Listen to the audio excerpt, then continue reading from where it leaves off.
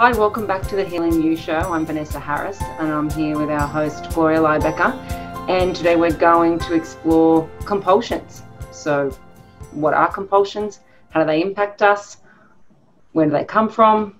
What can we do with them? Well, the first thing I like to do with them, get really curious about them.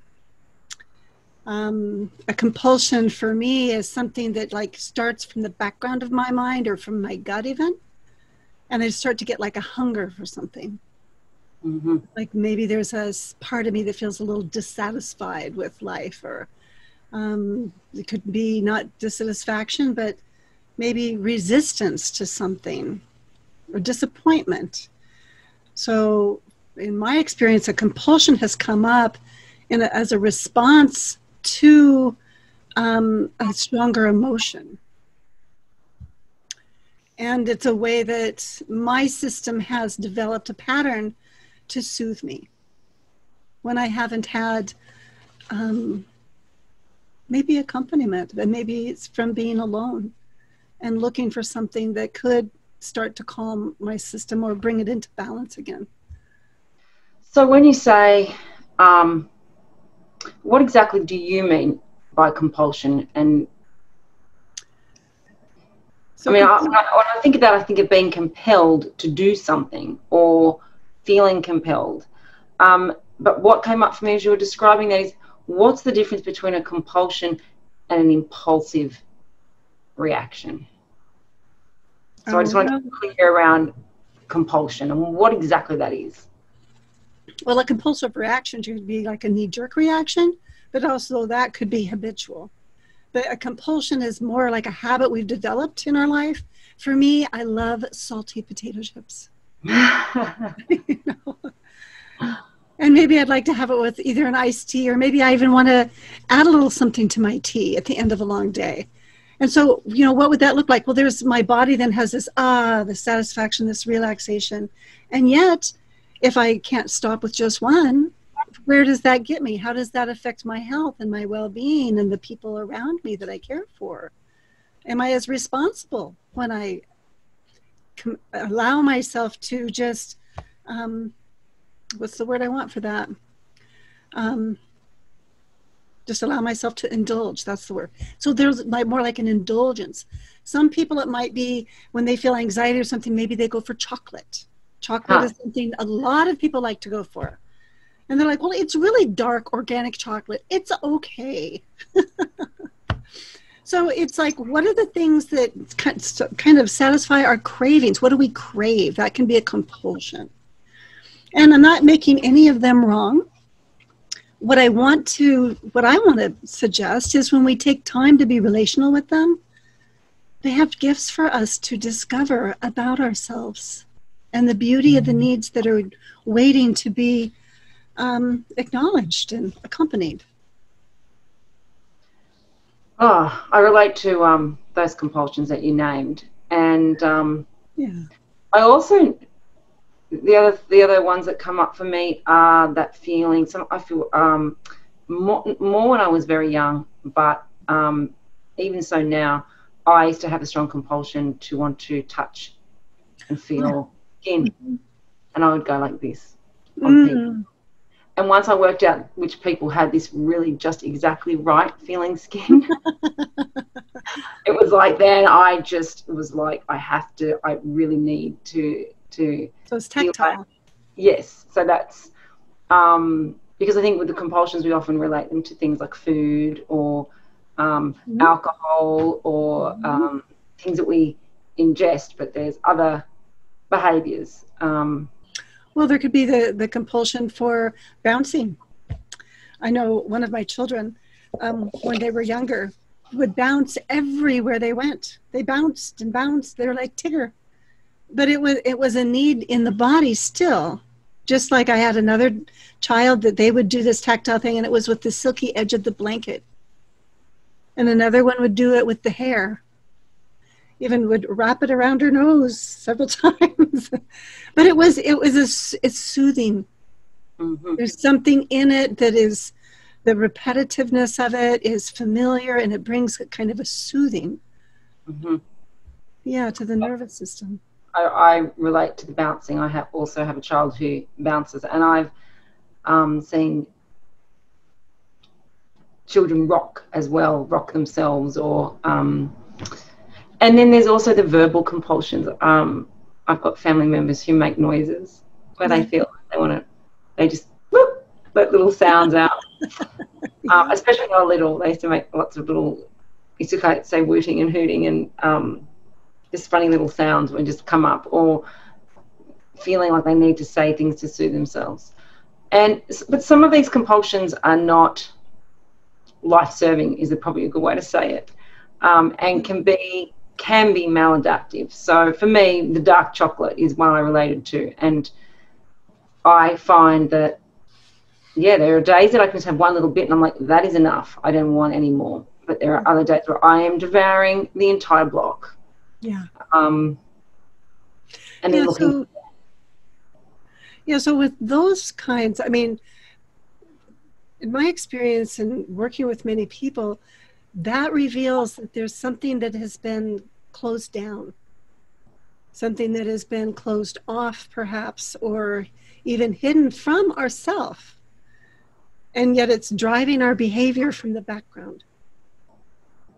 It's like a hidden program that we didn't even know we downloaded. Mm-hmm. And when we can slow down to be with that and drop into our viscera, drop into our intuition, however we process that energy and information flow, because some people don't have access to feelings in their body because they've cut off from it. But slowing down to begin to even notice, like one question we might ask is, what's the story in my head right now? What am I telling myself? Just even start to get curious. Here I am. I'm eating my third piece of chocolate. What am I telling myself? Years ago, I used to smoke cigarettes, something I learned as a kid, in order to try to fit in and belong and be included. And I didn't like them. I got sick. But I stuck with it and I made that habit. And then when I wanted to stop that compulsion, because when I would light up a cigarette, I would have this moment of breathing more deeply, of actually feeling like I was relaxing. And then I was like, what am I doing to my health?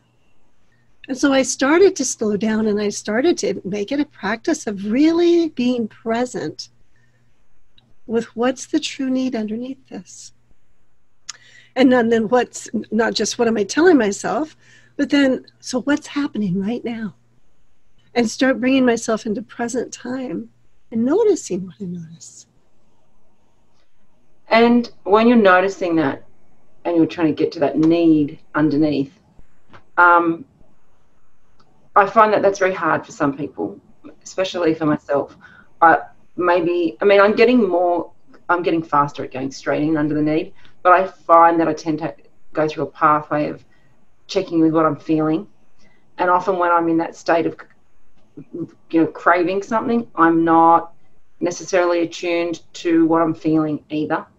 So it's almost like I've got to slow right down and get it. Where am I feeling this in my body, or where is this compulsion coming from? Like, so almost I've really got to take the effort to tune in, to try and work through what that underlying need. Absolutely. So, what is happening in my body and what am I beginning to notice? And actually slowing down and naming what we notice to ourselves can be really super helpful. Notice, am I resisting something? Am I avoiding something? Am I denying something? Those are all things that could be swirling in the background. And that's where when we notice the story or the thoughts in our head, we can start to untangle that. And then it's like, well, no wonder, this is happening for me right now. I can begin to really see myself in a new way, maybe with compassion rather than judgment. Because I know when I first would start to want to change something, when I noticed it, it was usually I would have like, that's not good. I can't do that. And I'd be very judgmental. And that can just make it the compulsion stronger. Oh, yeah, when it's like you can't have it, you shouldn't do it. As soon as the should comes in, you just want it more. If someone tells me, that's it, you can't have this, instantly that's what I want. Yeah. So that's something I know when I wanted to be a non-smoker, I decided I wouldn't tell anybody because it was self-sabotage for myself if I did. If I told somebody, then it was like, no, I have to do it. And then I would just think about it all the time. And I just want it worse because I couldn't have it. And so it's like giving myself permission that I can indulge in whatever it is. And I'm asking myself also to stay really present with what my experience is when I choose this. And that keeps me more present with, is this, because I think a lot of compulsions become compulsions because we go unconscious. We're wanting something so bad and we want more and more and more and more. And the more we ingest of whatever it is, whether it's shopping, whether, it's just getting on social media, whatever the habit is, maybe it's work. We're just going to get busier and busier and busier. We'll just cram everything in. We'll get so busy, and that can become a compulsion. And we're using that to be non-relational with ourselves, as well as others. So one of the things that struck me when you were describing that is that we're doing these things to try and meet a need that we're not aware of. Yeah. And because we're not aware of it and we're just using this strategy, it's not necessarily really effective. It's whether we're trying to soothe and calm our system or meet a need or motivate and stimulate our system. It's often not meeting the need, which is why I'm wondering, is that why we just keep doing more and more and more of it? Because it's not, if it met our need properly, wouldn't the compulsion then go away? Well, but I'm not remember exactly the part within our system. There's a part within us that when we have some kind of compulsive behavior and we are having a strategy to meet a need, and it meets that need temporarily, even if it's chocolate or it's alcohol or it's smoking or whatever it is, it's shopping, and we have a temporary relief, then that part of us goes more, more, more. And so then it says it's temporary satisfaction, but then it wants more, more, more. Where the true need underneath any kind of compulsion like that is warm accompaniment or relationship, resonance with another being, of not being in the sense of alarmed aloneness, and we don't even realize that's what's happened. So what strikes me when you say that is all of the compulsions that we've just named off the top of our heads are like filling ourselves up with something, either things, shopping, or food or alcohol. So because it's like there's an emptiness there from a whole, from that is coming from that desperate need for genuine connection. Yeah. And I think that's the thing that with social media is that it can, give you that the veneer of connection, but it's not the same as stand right there and being in someone's energy field and connecting with them. Yeah. So I'm guessing then that this current isolation, having disconnected everybody from people around them physically, and not having that resonance and that physical accompaniment will be triggering a lot of compulsions. I know it has for me.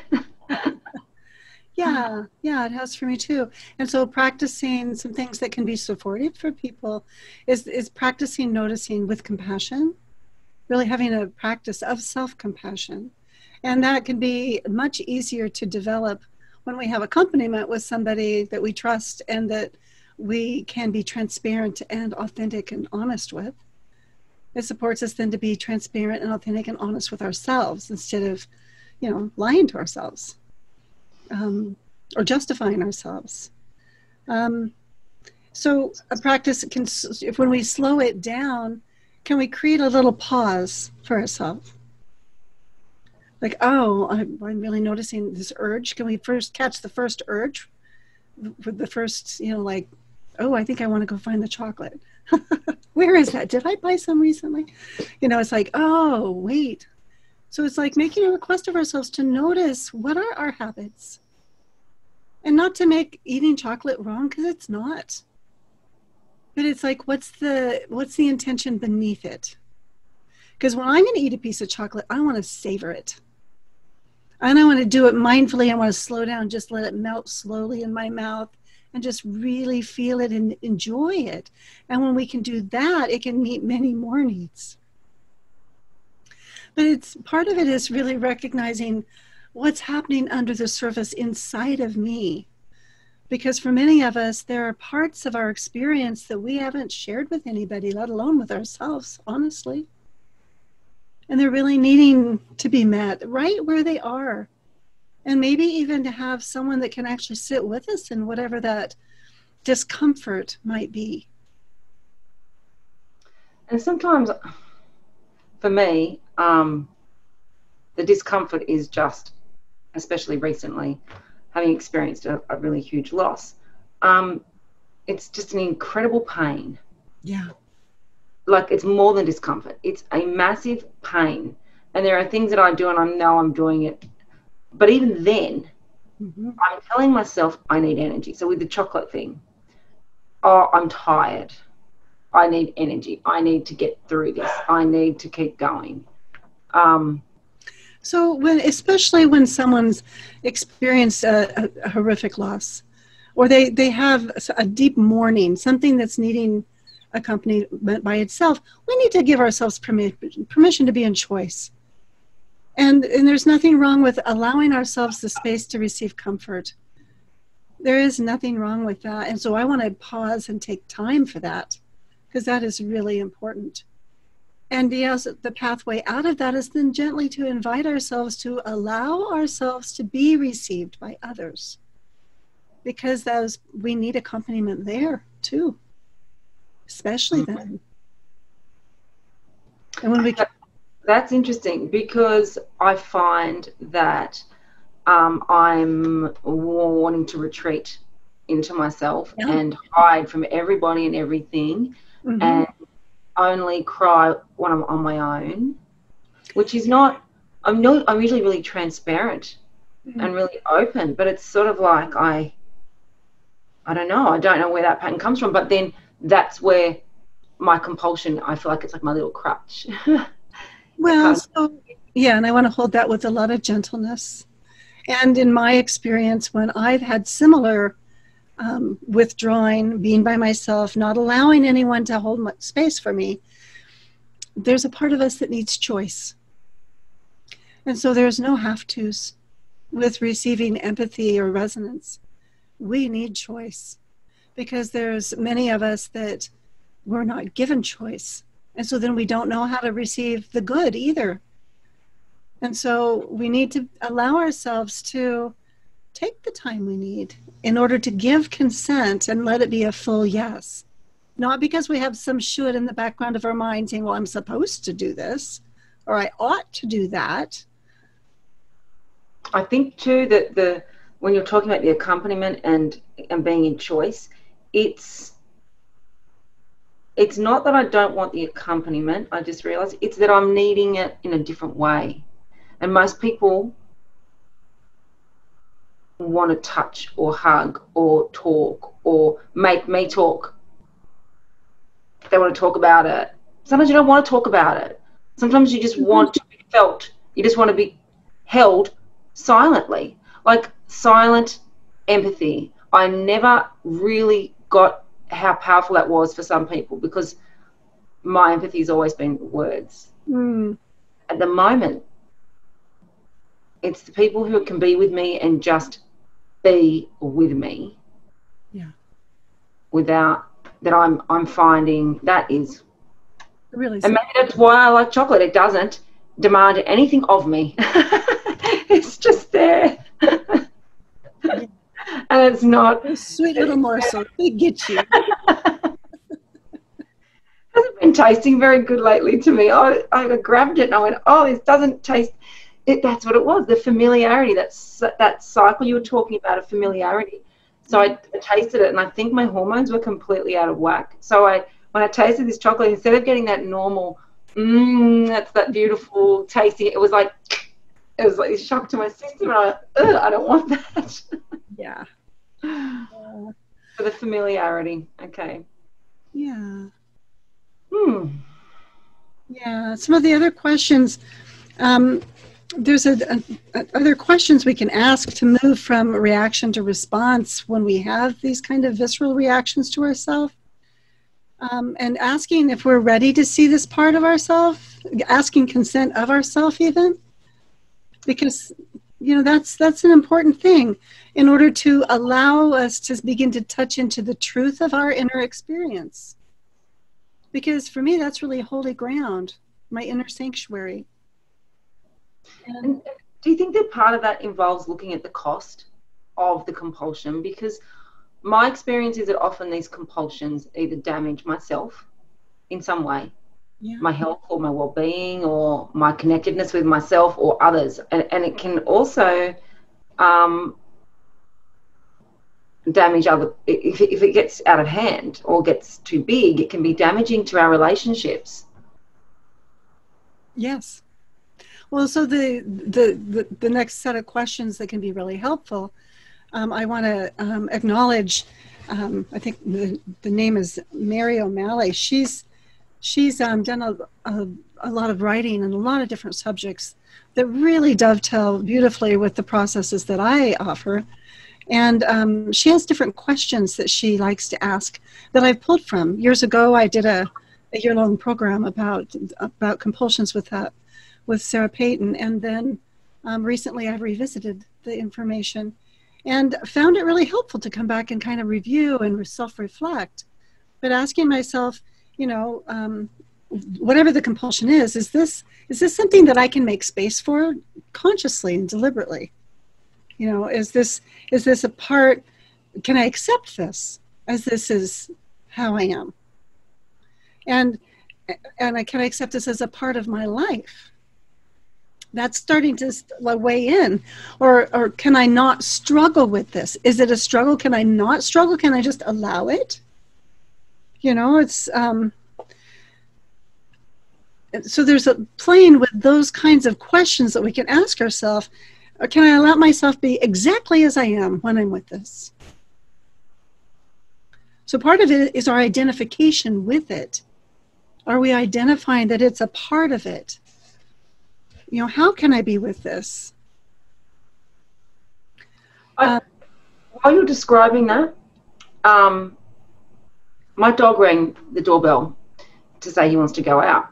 And I felt this compulsion that I needed to jump up instantly and answer the door. And I just thought about that Pavlov's dog, the discriminative stimuli response that the behaviour therapist talked about, where something is paired.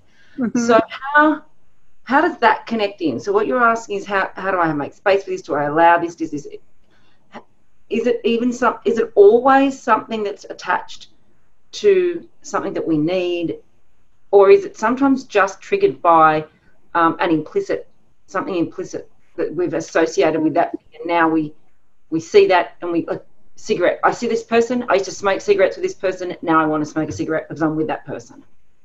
Does that make sense? Definitely happen. They can both happen, and so part of it, even if it's an implicit experience that's been imprinted upon us, it's an attempt to meet a need that our system has done. So that kind of brings us to the unconscious contracts, and because if it's implicit, it's an unwritten contract that we've made with ourselves. So I just realized that, if that person is someone that you've smoked with, it's probably that was the way you connected with them.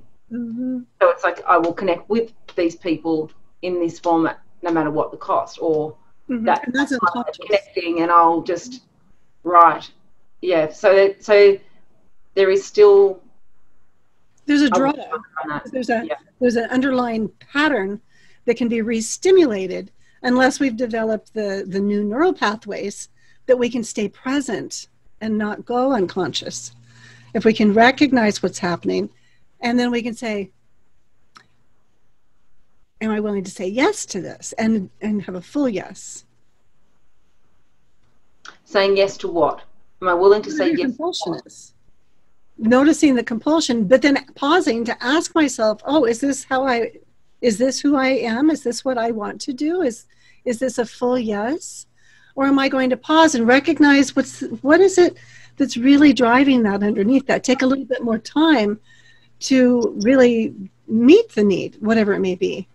Okay, so this is really reminding me of when I've been speaking to my friend recently about being in full choice.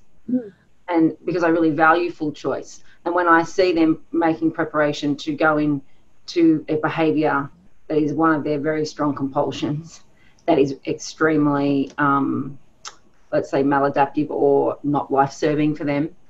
And I don't want to stop them or tell them they can't do that. But what I'm prompting them to do is are you really in full choice? Because what I'm observing is you're not actually choosing this. It's like you're on automatic pilot. So what I'm hearing you describe there is stopping and saying, is this what I really want? Am I in full choice around this? Or is there something automatically running this? Am I really... Yeah, so I'd want to be really gentle in my questions and very open-ended and not pressuring at all, but just curious, very curious, and ask some wondering questions. But for myself, I'd want to ask myself, what is it, how do I need to nurture myself?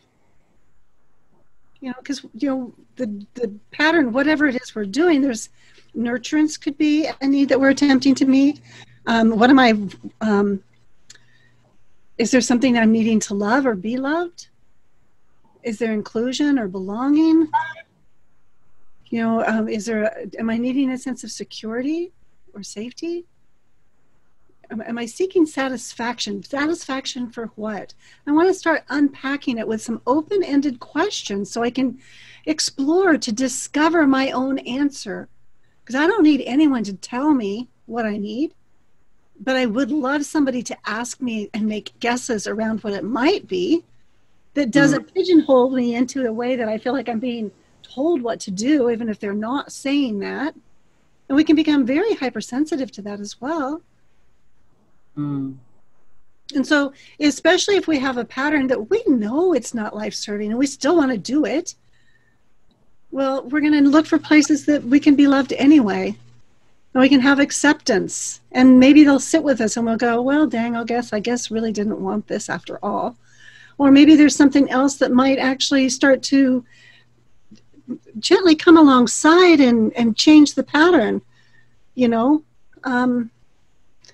But being mindful and aware of what is this potato chip or this piece of chocolate or this shopping trip or whatever it is, what am I trying to distract myself from that's needing my attention with warmth and care?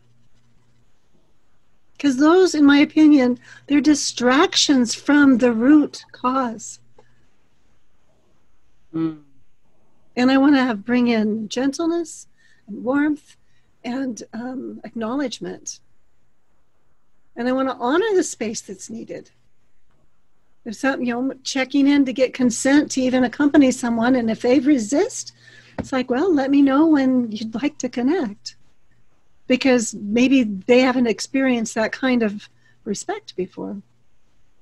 Or consideration. But I want to ask, because maybe they've not been asked either. I'm wondering, can I check in with you? Can I make an observation? Well, I'm noticing this and I'm wondering what's up for you. Are you willing to share? Each one of those is a consent each step of the way. It's not a directive. It's an inquiry. There's a huge difference. It really is. Yeah. Because for some people, they don't feel like they have a choice to not answer a question or not give what they can't say no in any way. And so as soon as you make even if you're making a request, for them it feels like a demand because they don't have the capacity to say no. So it has to be framed really, really clearly and gently. Yeah, and gently, I think, too, with care, especially when you're around. This is delicate territory, really. like the behaviours can often look really impulsive and you know, and if you're seeing that world of judgment, that's the wrong thing to do. So people go into that make wrong, but it's around very delicate things underneath. So they need to be really, really held gently. Yeah, they do. And even naming that, like I want to check in with you, and I want to acknowledge that it might not be a place that you're ready to explore with me yet, or that at all. You might not want to explore this, but I'm wanting to know, can I check in with you around something that might be delicate for you? You know? But for ourselves personally, to be able to even ask ourselves those kinds of different questions, especially if we don't feel comfortable talking openly with another being, to notice, well, what is it that I'm really seeking? And what might that represent for me? I think one of the questions that come up for me with that is, well, if I have this, if I get this or I have this, what will it give me? Yeah. What will I get? What will it give me? Or what need will it meet? And then sometimes it's even going under that. And if I get that, then what need will that meet? And there's like sometimes several layers. Yes, absolutely. Absolutely. And giving ourselves permission to go there. Giving ourselves permission not to go there. Rather than making it good or bad, right or wrong. We can get out of our own way by really being open-hearted and practicing self-compassion. Yeah. And that can make a huge difference. Especially in the times that we've had lately, you know? In the times that we've had, we could even ask ourselves questions like, well, if I didn't have this, what doors might open up for me? What new possibilities might emerge? That's yeah. And that's one of the conversations that's been coming up for me is what doors might emerge, or what else could I use in place of that, or what other strategies might I use that might be more life-serving. Yeah. Or even, what is my perception right now? Is there another perception that I might be able to begin to perceive through? Because sometimes we have narrowed vision, especially when we've had trauma. When we have trauma experiences, and trauma, it doesn't just mean major catastrophes. Trauma can be little t traumas that stimulate traumas of the past, and they bubble up. And so taking the time to actually develop the ability to pause and breathe into our bellies and really notice the viscera of the drive underneath. And for me, I like to notice too, then what circuitry might be being lit up. There's the different circuits of emotion and motivation. What's being triggered underneath in my own nervous system? So you get a different understanding or another perspective, another way of looking at that, and looking at different.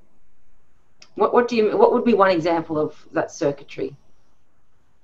Well, so there's the panic grief circuitry. Maybe I just had a bit of a shock, and so now I'm going to reach for the chocolate because that's my strategy to soothe and calm myself because I've had a bit of panic.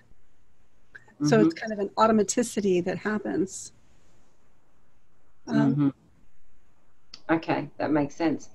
I think we might have discussed that grief circuitry at some point, but I'm not sure if it was on one of these episodes. But that would be something I would really like to explore another time. Yeah. So if people are not finding it easy to tune in and get present and needing accompaniment, I know my experience is that I was not good at doing that. I'm getting better at doing that with myself, having had you accompany me through processes and doing that. What is the easiest way for them to reach out and connect to, if they want to, with you to get some accompaniment if this is resonating? Yeah. Well, reach out to me at healingyoursanctuary.com. There, you have options there. You can click to have a free consultation with me, and we can explore to see what might best suit your needs. Or there's also a preview of my course, the Healing You Intensive, that this is the conversations we have. And I teach different skill sets and mindsets that support people that they can practice and develop accompaniment on their journey with others in the course. Sounds fantastic. So I'll look forward to exploring maybe that circuitry in a little more detail.